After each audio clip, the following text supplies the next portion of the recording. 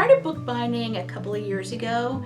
I'd done a lot of things online as far as working my way around it, kind of looking at it, seeing the visuals on apps like Pinterest, right, where you see the finished product and how beautiful books can look when they're rebound. Started watching some quick videos on TikTok, right? There's a whole bookbinding community on TikTok. And then started looking at, YouTube, some of the longer content to learn how to do it. So it's been about 2 years now. So I find the books that I rebind, the used ones, I have two favorite places. One is Half Price Books. Usually their books are in really good condition. The other place that I love to go to is the Bellevue Library. Has a store, and I can pick up a paperback for $1 and rebind it into something beautiful. If I'm gifting it, I usually buy new, so I'll either get that from Barnes & Noble or Amazon. So the way I create the designs for my covers is on my laptop. I use a software program called Cricut Design Space, and that's where I do the start of that design process, really laying out the front and back cover and spine art for the book itself, and try to match it to make sure that the content of my artwork really resonates with the concept of the book. I usually take the theme of the book and look across my supplies. So I have book cloth, there's the color and texture of the book cloth, there's the color and texture of the vinyl, and then I try to also look at my supply and see what kind of end papers do I have. I usually prefer handmade end papers, and then those three makes it all come together.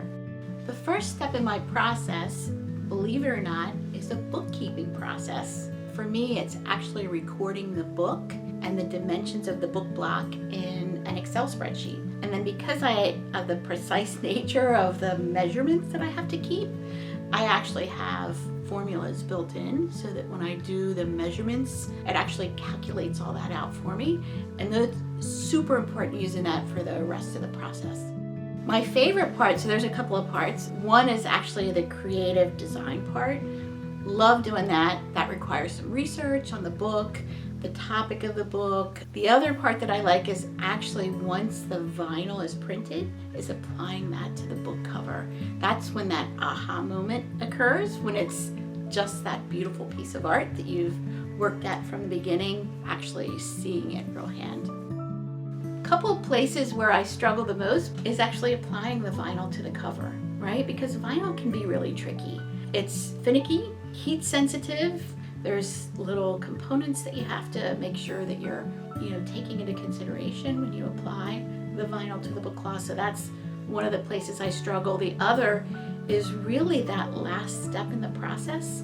When you put the book block into the book cover, when you do that glue, it's a little bit of a leap of faith that you've got everything lined up, because once you make that contact between the glue on the end papers with the book cover, you're committed. That's the part sometimes I, even today, don't always get right. But when I do, it's huge satisfaction. I do feel a special connection to my previous works when I look at something that comes out beautifully, the design as planned and as expected really comes out to reality that I tried to create. I also really appreciate those gifted items. One of my favorite is one book that I gave to my daughter where I actually used a picture of her on the cover art because it was her favorite childhood book. So it's those kind of things that, have that connection for me. For me, the best work is always the next project that challenges me. Right? I can look back and see so many things about the work that I've done in the last 2 years, but I always like the thing that challenges me and comes out looking really cool. Always the next thing that really tickles my fancy.